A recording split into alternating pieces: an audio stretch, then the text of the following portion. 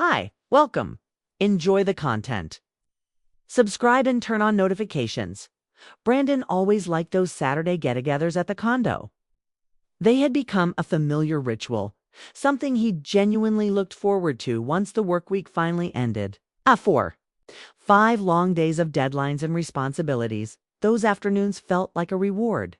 He and Vanessa would get ready together, debating what dish or drinks to bring, then head over relaxed and smiling. Adam and Stella were always there first, Kevin and Olivia never far behind. And Walter and Felicia usually arrived laughing about, something that had already happened before they even walked in. The barbecue smoke drifting through the air, the steady flow of drinks, and the easy conversations all blended into a routine that felt comfortable, even comforting. For a long time, Brandon believed everyone valued those gatherings the same way. He did. They were simple, predictable, and safe. But as the months passed, something shifted. What once felt effortless began to feel slightly off. At first, it was nothing he could clearly explain. Just small details, moments so subtle, most people would have ignored them. But Brandon noticed. And once he noticed, he couldn't stop.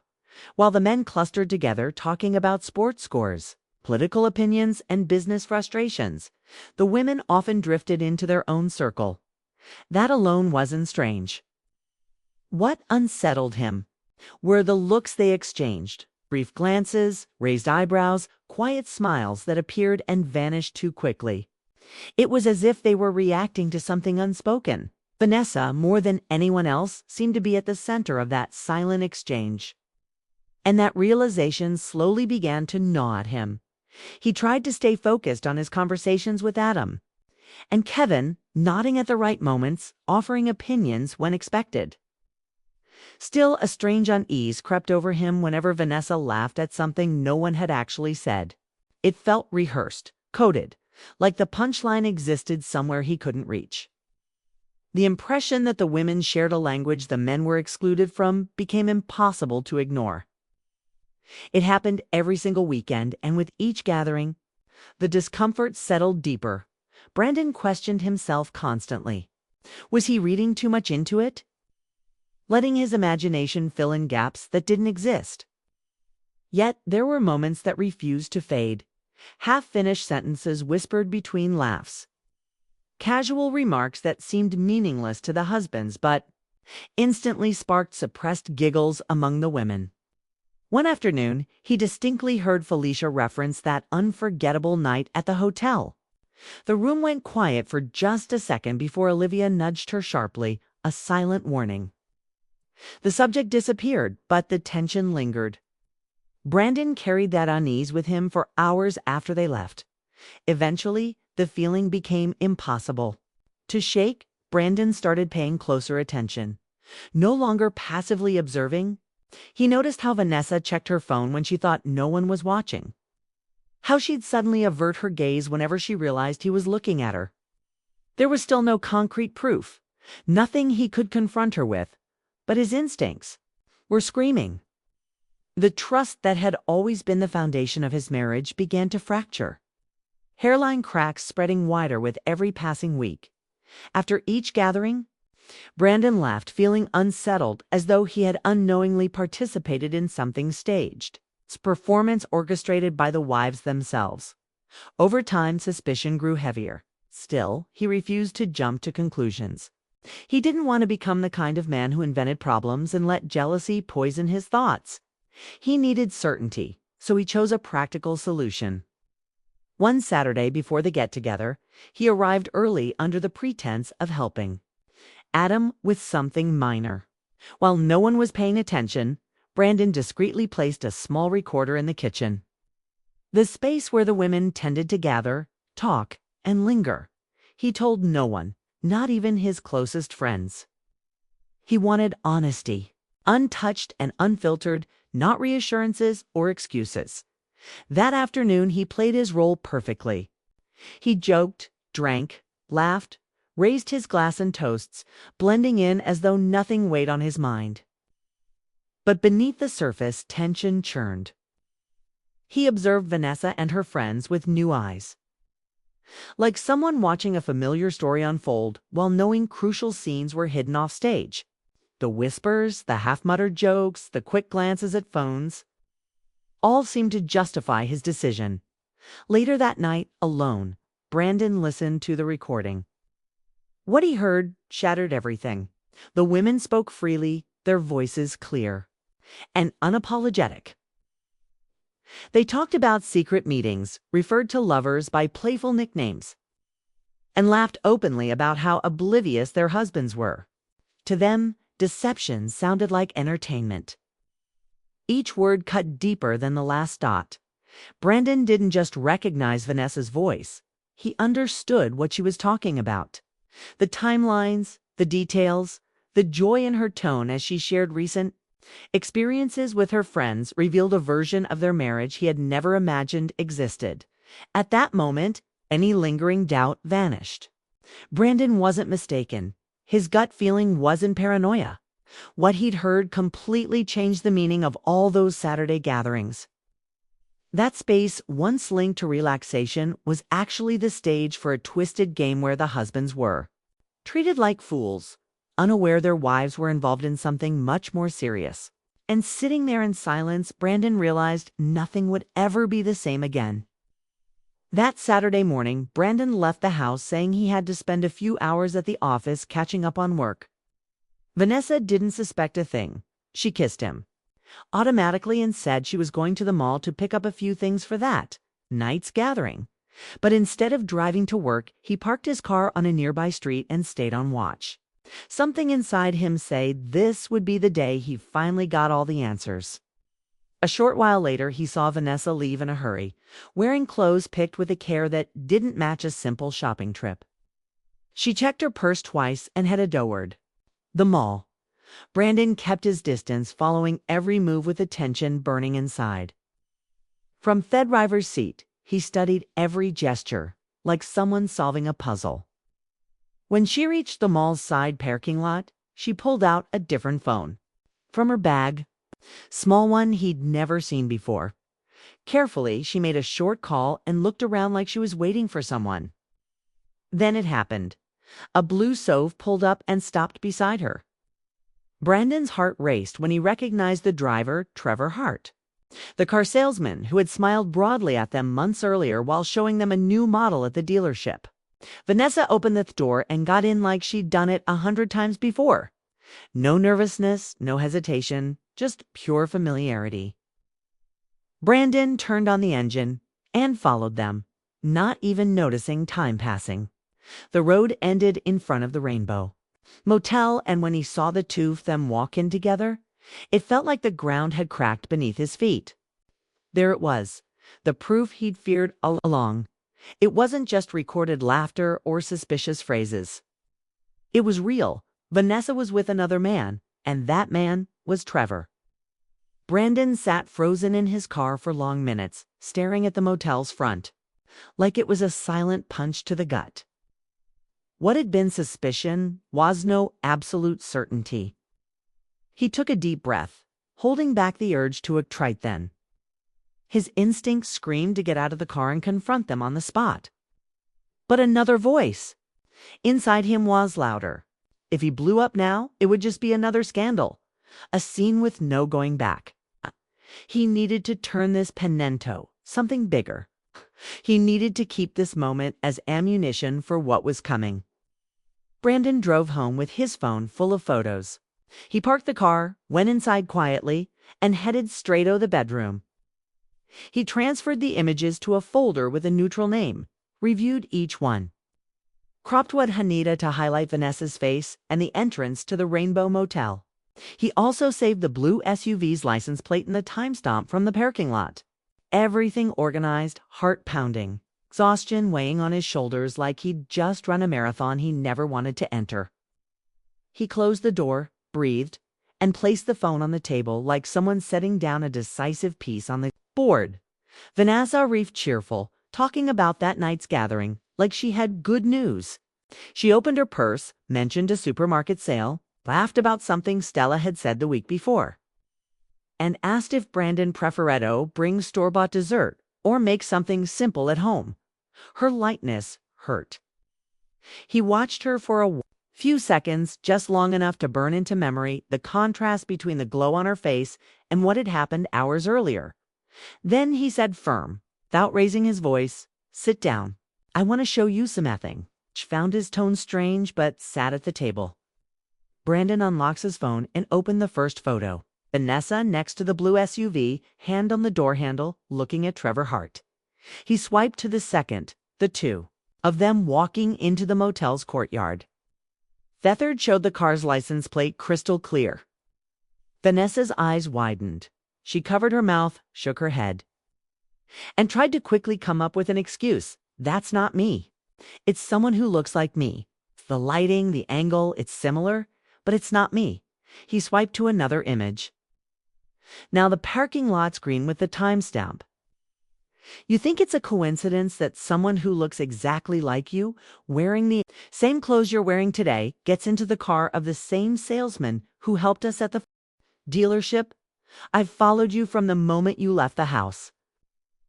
The words hit like a weight. Vanessa lost her rehearsed defense. Her eyes filled with tears, her voice cracked, and she blurted out an early apology, mixing guilt and fear. To say it was a mistake, that it started without intention, that she'd felt lonely, that Trevor showed up at the exact moment their marriage was going through a rough patch. Brandon listened without interrupting. He let her say what she needed. Too, because every word revealed dates, places, and habits he'd already seen from the outside and was now hearing from within. When she stopped, he asked, "How long? How many times? Where?" Vanessa answered in pieces, trying to downplay the damage. She talked about their first meeting, a text conversation that got out of hand.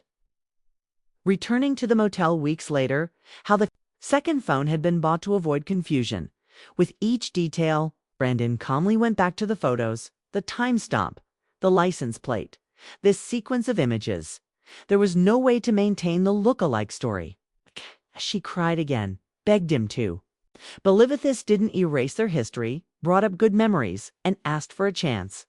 Brandon held back the urge to drone the conversation in accusations. He stayed focused. "There's one more thing. I heard your conversation in the kitchen last Saturday. The whole thing. Laughter, plans, nicknames, all of you laughing at your husband's expense. And today I just wanted to see if my suspicion had any basis. It did." Vanessa turned pale. She looked at the window like there was an escape route out there that didn't depend on her. "We say stupid things when we're together." He raised his hand, asking for focus. "I want names. All of them. No beating around the bush." She tried to buy time, said it wascowardly to expose her friends. That every marriage had its own ghosts. Brandon stayed silent and simply turned the screen toward the photo of Vanessa with Trevor. A reminder that this request wasn't coming out of nowhere. The pause stretched on until she defeated began to speak. First, she named Olivia. She's involved with a guy named Jerry. They meet near downtown almost always on Wednesdays. They use the same cafe as their meeting spot and then go to a flat he rents. Brandon mentally saved the name and asked for the last name. Vanessa said she thought it was Jerry Coleman Thatched Scene, it written on a keychain. Then came Stella. She got close to a gym instructor, Tom. She's been training at the same place for months. Started with extra classes and turned into something beyond workouts. He works odd hours so it doesn't raise suspicion. Brandon asked for the full name. Vanessa said Tom Archer and added that Stella had once lied to the gym reception on a Saturday, saying it was a physical evaluation. Only Felicia was left. Vanessa took a deep breath before speaking with Felicia. Started at work. Corker from the projects department, Mark Collins. They traveled for meetings in another city, Kay, and at first they shared cabs and lunches. It became a habit.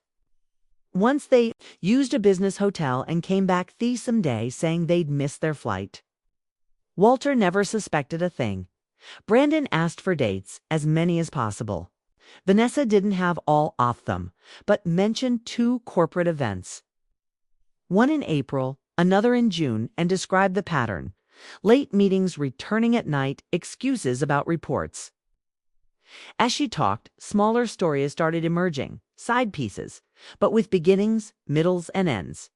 Vanessa told of a Saturday when Stella faked being sick and canceled the condo gathering, but was later seen at Apolloti's studio with Tom. She recalled another time when Olivia said she was visiting her sister, but stopped her car in a closed parking lot where Jerry was waiting. According to Vanessa, that's where they always plan the rest of their day. About Felicia, she described an incident when she left work, saying she'd stay late, but first stopped at a store to buy a shirt Mark had complimented. Later, the two booked a room at the hotel next to the convention center.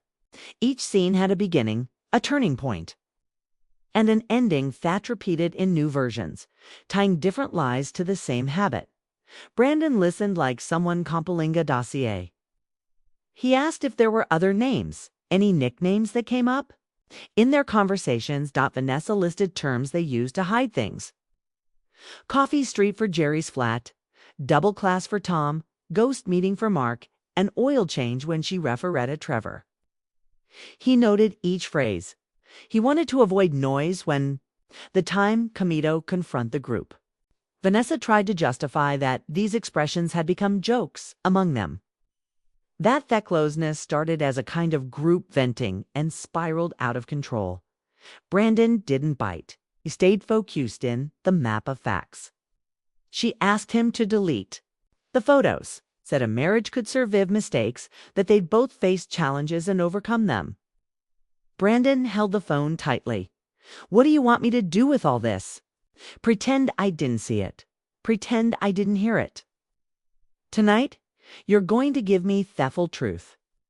And you're going to help me understand what each of them was really doing when they said they were going to the market. To Pilates. To their sister's house. No shortcuts. Vanessa nodded, face wet with tears, and piece by piece, she reconstructed the structure of each lie. She said Olivia used Friday mornings when Kevin left early. Stella preferred Saturdays between 10 and 12 because Tom could fit her in. Felicia took advantage of team trips, and Vanessa herself chose Dijuan. Brandon said he'd have a long meeting. Brandon remembered a specific day 2 weeks earlier when she'd left topic up a gift. Vanessa admitted she went to the Rainbow that afternoon.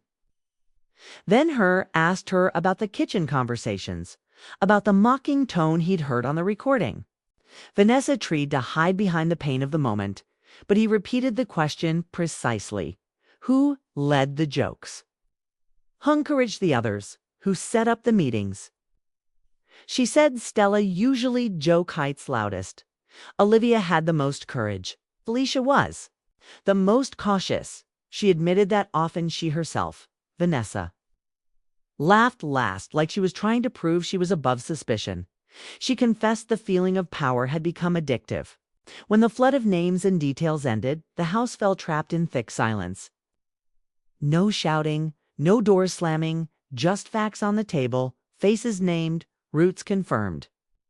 And Trevor Hart's image sitting at the center of it all, as a reminder that this had gone too far. Vanessa wiped her face and asked what he would do. Brandon put the phone away, closed the folder on the computer, and simply said that night at the gathering, each person would hear what they needed to. She begged him to avoid exposure, said her friends would freak out, that the husbands would react badly. Brandon calmly replied that the truth was already out. What came next will just be the consequence. Brandon took a deep breath, put the phone away, and looked his wife in the eyes. He spoke calmly, like he'd weighed every word before saying it. I can forgive you if you promise me one thing. You can't tell anyone. Not your friends, not the husbands, not a soul. I need that trust. You? Say yes, I'll forgive you. Vanessa leaned forward, desperate, grabbing the chance like it was her only way out. Yes, yes, yes, I accept. I promise I'll never do this again. If you want, I'll even stay away from the girls. Brandon responded firmly, but not aggressively. You don't need to stay away. But tonight, we're not going to the gathering. He picked up the phone, called Adam, and said he wasn't feeling well. a bad headache, and preferred to stay home. Kay gave quick apologies and hung up. For the rest of the night, Brandon stayed cold and distant. Hadn't raised his voice, but every word cut deep. When Vanessa tried to get close, he just raised his hand and said he'd already heard enough. He stood up, went to the bedroom, and before closing the door said without looking back, "You're sleeping on the couch tonight." The words fell like a sentence. Vanessa froze for a few seconds, then walked it silently to the living room, hugging a blanket like it was the only company she had left. But behind it all, Brandon was already planning a different path. He didn't want the relief of a fake forgiveness. He wanted justice.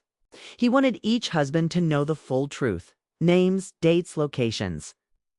If Vanessa suspected and warned her friends, everything would be ruined.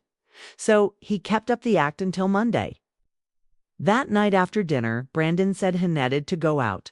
That his head was full and he needed some air. Vanessa agreed, thinking he was trying to pull himself together.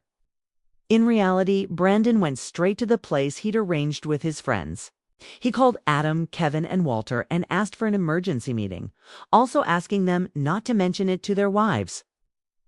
When they were all together, Brandon got straight to the point. He told them about the hidden recorder in the kitchen, about the jokes and confessions from the wives. Abutho. He'd followed Vanessa and taken photos at the motel with Trevor Hart. He said he'd only promised forgiveness, tone, sure, her silence. But he couldn't hide this from them.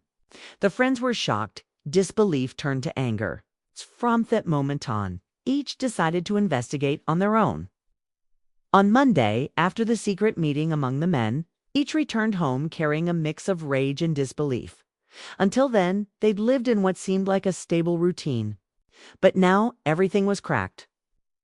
They decided not to confront the group together. Each would investigate in their own way, confirming what Brandon had already arrived. Adam was the first.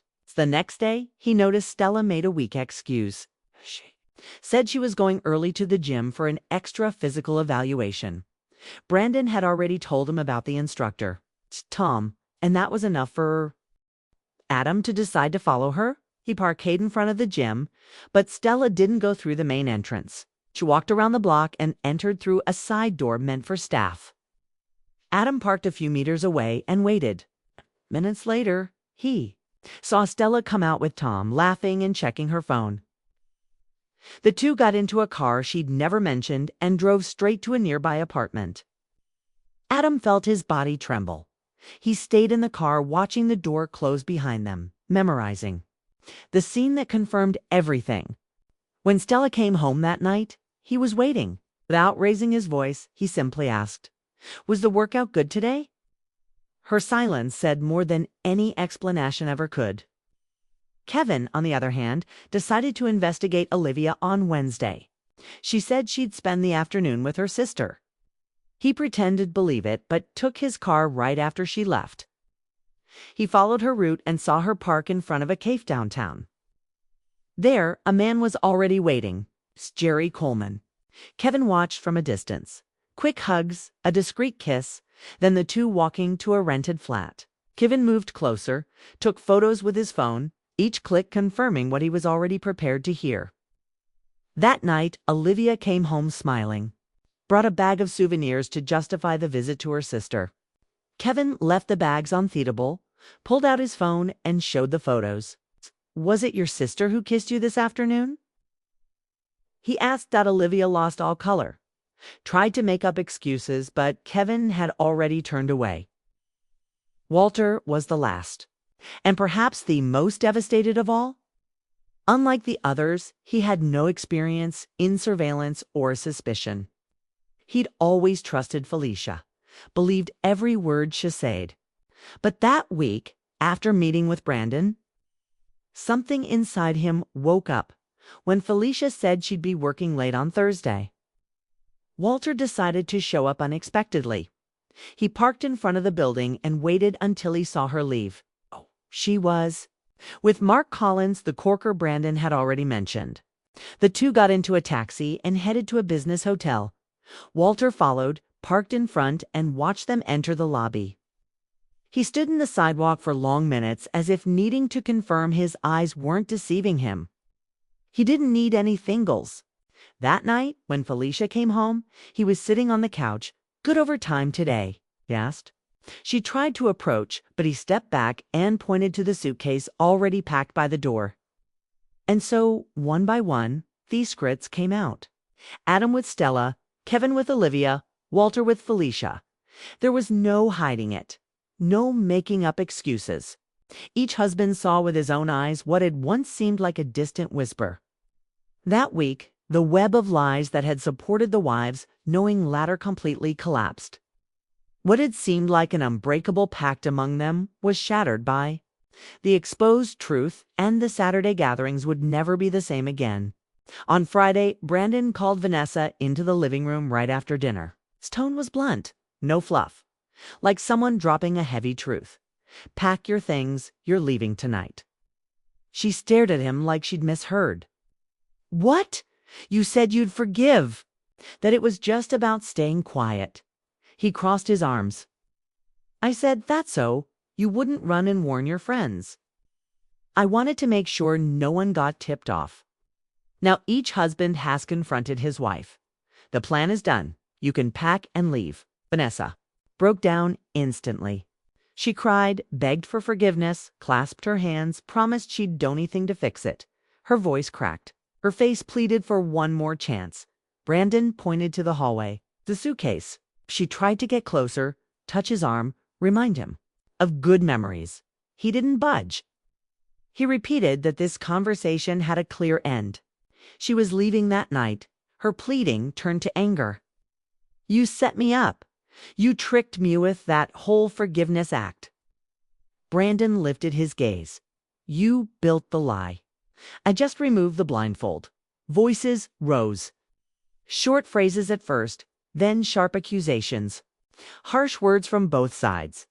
A no-holds-barred reckoning. Neighbors listened. Some doors cracked open. A light turned on across the street. Brandon opened the front door and placed Vanessa's suitcase outside. "It's over."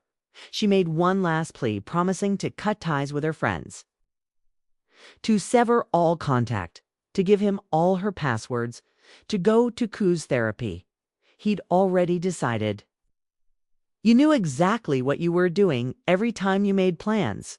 Today's the harvest." Vanessa wiped her face quickly, grabbed the suitcase, and left. She opened the car with a shaky hand. She looked at him like there might still be a chance to come back. Brandon stood motionless in the doorway, not saying a new third word. The engine started and the car drove away. Where to? He didn't want to know.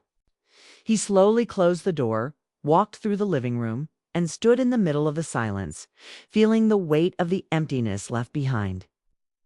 In his mind, one certainty. From now on, everything would be different. The following days were a cold adjustment to routine. Capers divided, keys changed, the ring resting in a drawer that no longer got used. Vanessa's messages came short, almost always asking for another chance. He replied formally about practical matters and ended the conversation. At night, the house felt bigger, but it no longer echoed with the laughter Thetans filled those rooms. Brandon slept, woke up, worked, and focused on the one thing keeping him steady. The truth had been told to those who needed to hear it. Months passed. Each went their own way. Adam ended things with Stella for good and started training at the park near his house. Now with a group of kids couldn't afford gym fees. He discovered a joy in teaching basics, correcting posture, telling stories that inspired. Sometimes when one of them messed up a move, he'd laugh at himself and say he'd learned patience the hard way. Kevin, after the storm with Olivia, threw himself into work. He took long shifts, took courses, passed an internal selection, and changed departments. A busy mind didn't heal everything, but it kept him upright. One night, while reviewing reports, he ended up laughing alone at a memory. Olivia's dramatic way of hiding her second phone inside a wine-colored toiletry bag. He laughed at his own blindness, at her cheap cleverness. Laughter became the antidote. Walter, always quiet, slowly put his house back together. He took down photos, stored paintings, left the walls bare for a while. One Saturday, he decided to. Cook Arachipi Felicia had always messed up. He got the sauce right on the second try, and sitting at the table with a simple plate, realized life went on. At work, he earned respect for his calm. By month's end, he accepted a transfer to Abranch, in another region. He told his coworkers he wanted a fresh start. It was true. One Friday night, they agreed to meet at their usual bar. Same wooden counter, same bartender who knew their orders without writing them down. Brandon arrived first. He didn't look like a carefree man, but there was a humor on his face that pain often tempers with time. Adam walked in and immediately cracked a joke. If I ever date again, the first thing I'm doing is asking for an allergy test to double class. They laughed because they knew exactly what that phrase had hidden in the past. Brandon leaned back and let the noise around him fade into the background. He didn't need to say hemist some things, nor hide that others would never be missed again. The night moved slowly, and life, even stitched back together, showed a new face. Outside, cars came and went. Inside, 3 half-full glasses and a friendship stronger than ever. They laughed at every situation, at the absurdities and ironies, like people slamming a heavy Hafter's cover shut. And the story ends there. Men at a bar, a toast, and Thistleant's certainty that sometimes the truth burns first, then only, then it warms. Thank you for watching the video. If you enjoyed it, don't forget to subscribe to Tuth's channel and turn on notifications so you won't miss any updates. We'll see you next time.